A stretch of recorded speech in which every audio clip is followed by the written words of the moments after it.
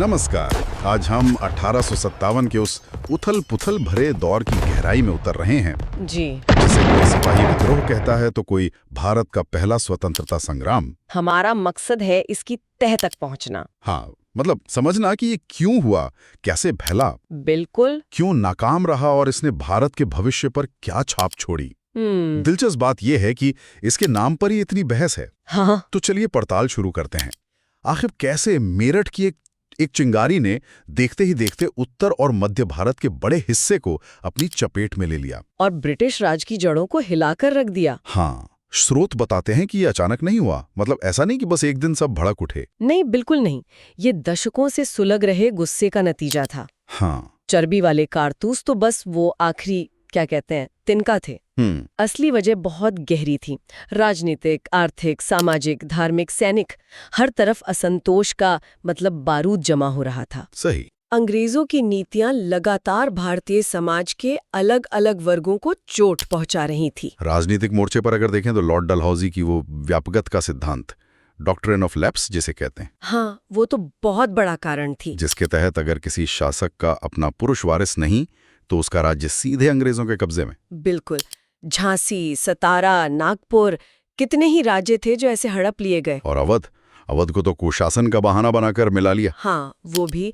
तो इन विलयों ने शासक वर्ग को तो नाराज किया ही होगा, जाहिर है। हाँ, साथ ही उन रियासतों से जुड़े लाखों लोग, सैनिक, दरबारी, कारीगर, वो सब बेरोजगार हो गए, असुरक्षित महसूस करने लगे।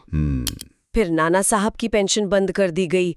मुगल बादशाह बहादुर शाह जफर का अपमान हुआ। उन्हें लाल किला खाली करने को कहा गया, सिक्कों से नाम हटा दिया गया। उनका अपमान नहीं था, ये उस पूरी व्यवस्था से जुड़े लोगों और उनकी पहचान पर हमला था।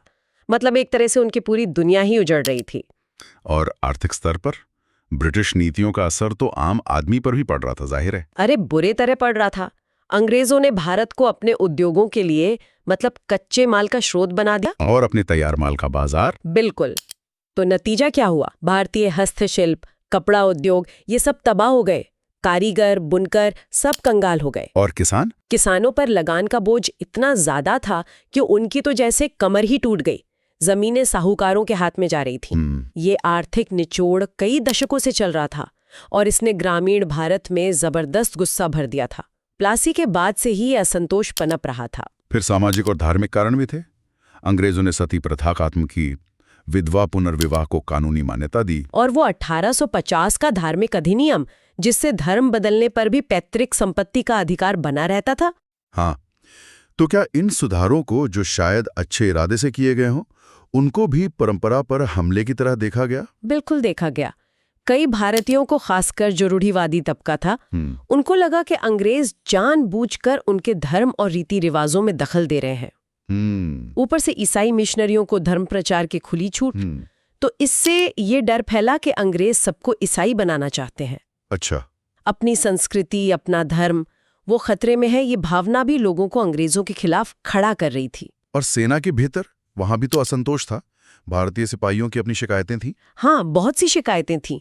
उन्हें कम वेतन मिलता था, तरक्की के मौके ना के बराबर। उनके साथ नस्लीय भेदभाव होता था। फिर 1856 में वो जनरल सर्विस एनलिस्टमेंट एक्ट आया। हाँ, जिसके तहत उन्हें समुद्र पार जाकर लड़ने के लिए भेजा जा सकता था। जी, जो कई सैनिकों के लिए मतलब जाति भ्रष्ट होने जैसा था। उनकी मुफ्त डाक सुविधा भी छीन ली गई। अच्छा। तो वो सिपाही जो ब्रिटिश साम्राज्य की रीढ़ थे, उन्हें लग रहा था कि भाई हमारा इस्तेमाल तो हो रहा है लेकिन हमें सम्मान नहीं मिल रहा। तो ये सारा असंतोष मतलब राजनीतिक, आर्थिक, सामाजिक, धार्मिक, सैनिक, ये सब सुलग रहा था अंदर ही अंदर। हाँ बिल्कुल, एक तरह से ज्वालामुखी तैयार था। हाँ। और फिर आई वो चिंगारी, एनफील्ड राइफल और उसके कारतूसों की कहानी। वही चिंगारी जिसने आग लगा दी। अफवाह फैली कि इन नए कारतूसों पर गाय और सुअर की चर्बी लगी है। और राइफल लोड करने के लिए कारतूस को मुंह से काटना पड़ता था। हाँ, तो ये हिंदू और मुसलमान दोनों सैनिकों की धार्मिक भावनाओं पर सीधा हमला था। हाँ। उन्हें लगा ये जानबूझकर उनका धर्म भ्रष्ट करने की साजिश है। बैरकपुर में मंगल पांडे ने इसका विरोध किया, उन पर हमला हुआ और फिर 8 अप्रैल 1857 को उन्हें फांसी दे दी गई। और इसके बाद तो सैनिकों का गुस्सा जैसे फट पड़ा। बिल्कुल, वो बेकाबू हो गया। और फिर 10 मई 1857 को मेरठ में विद्रोह भड़क उठा। सैनिकों ने जेल तोड़ी, अंग्रेज अफसरों को मारा। और दिल्ली की तरफ कूच कर दिया। हाँ, अच्छा, स्रोत में अंबाला का भी जिक्र है कि वहां शायद 9 घंटे पहले कुछ हुआ था। हाँ, ये क्या मामला है? ये एक दिलचस्प नुक्ता है। कुछ रिपोर्ट्स कहती हैं कि अंबाला में 10 मई को सुबह ही कुछ घटनाएं हुई थी, विद्रोह जैसी, लेकिन उन्हें शायद फौरन दबा दिया गया। अच्छा, हो सकता है कोई बड़ी मतलब समन्वित योजना रही हो जो शायद समय से पहले खुल गई या ठीक से लागू नहीं हो पाई। मेरठ इसलिए निर्णायक साबित हुआ क्योंकि वहां के विद्रोही कामयाब हुए और दिल्ली पहुंचने में सफल रहे। 11 मई को विद्रोही दिल्ली पहुंचे, शहर पर कब्जा किया और अनिच्छुक बहादुर शाह जफर को शहंशाह-ए-हिंदुस्तान घोषित कर दिया। हाँ, हालांकि वो बूढ़े थे और शायद हिचकिचा भी रहे थे, लेकिन उनके नाम ने विद्रोह को एक प्रतीकात्मक केंद्र दिया, एक अखिल भारतीय शक्ल देने की कोशिश की। हाँ बिल्कुल। और दिल्ली पर कब्जे की खबर फैलते ही कानपुर, लखनऊ, झांसी, बरेली, बिहार के जगदीशपुर जैसे कई इलाकों में विद्रोह की आग तेजी से फैली। तो अब ये सिर्फ सिपाहियों का विद्रोह नहीं रहा। नहीं, बिल्कुल नहीं। इसमें आम लोग, किसान, जमींदार और वो शासक जिन्हें हटा दिया गया था, वो भी शामिल होने लगे। और हर जगह स्थानीय नेता उभरे। कानपुर में नाना साहब और उनके बहादुर सेनापति तात्या टोपे जी, झांसी में रानी लक्ष्मीबाई, लखनऊ में बेगम हजरत महल, बिहार में वो 80 साल के दिलेर कुंवर सिंह, क्या गजब के योद्धा थे वो। हाँ, और बरेली में मौलवी अहमदुल्ला शाह। इन सब ने अपने अपने इलाकों में जबरदस्त वीरता दिखाई। रानी लक्ष्मीबाई की बहादुरी तो मतलब किंवदंती बन गई। बिल्कुल। तात्या टोपे ने गुरिल्ला युद्ध से अंग्रेजों को खूब छकाया। बेगम हजरत महल ने लखनऊ में लंबा प्रतिरोध किया।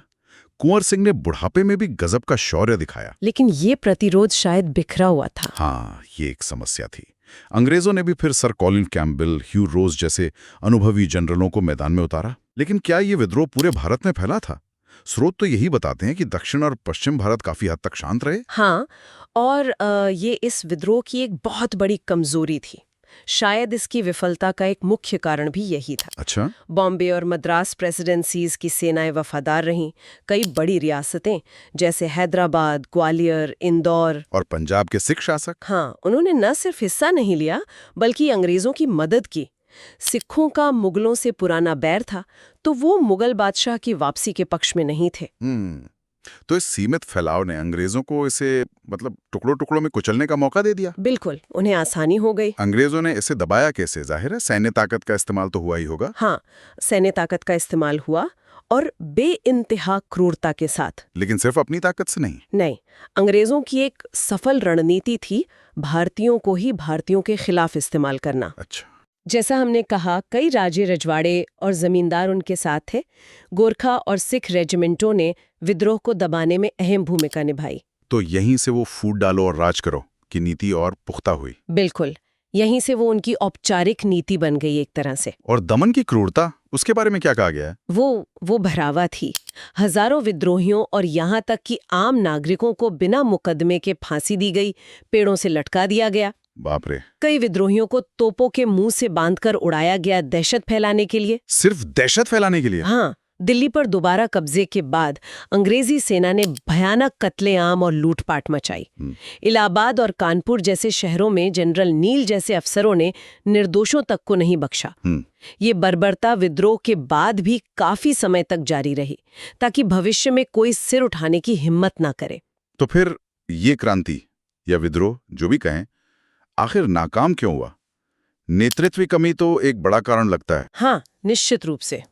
कोई एक मजबूत केंद्रीय नेतृत्व नहीं था जो पूरे आंदोलन को दिशा दे सके। बहादुर शाह जफर तो सिर्फ नाम के नेता थे। हाँ, बिल्कुल। और क्षेत्रीय नेता जैसे रानी लक्ष्मीबाई, नाना साहब, कुंवर सिंह, बहादुर तो बहुत थे, पर वे ज्यादातर अपने अपने इलाकों के लिए लड़ रहे थे। उनमें आपसी तालमेल की कमी थी। हाँ, एक साझा रणनीति का अभाव था। अंग्रेजों की तरह उनके पास कोई एकीकृत कमान नहीं थी। और संसाधनों की भी कमी रही होगी, हथियारों की, रसद की। बिल्कुल। विद्रोहियों के पास अंग्रेजों जैसे आधुनिक हथियार, गोला बारूद कहाँ थे? वो ज्यादातर तलवारों, भालों और पुरानी बंदूकों से लड़ रहे थे। और अंग्रेजों के पास? उनके पास बेहतर हथियार तो थे ही, साथ में रेलवे और टेलीग्राफ जैसे संचार और परिवहन के आधुनिक साधन भी थे। हाँ, इससे वो तेजी से सेना और खबरें भेज सकते थे। बिल्कुल। विद्रोही इस मामले में बहुत पीछे थे। और जैसे हमने पहले भी कहा, पूरे देश का और समाज के सभी वर्गों का साथ नहीं मिला। हाँ, ये भी एक बहुत अहम कारण था।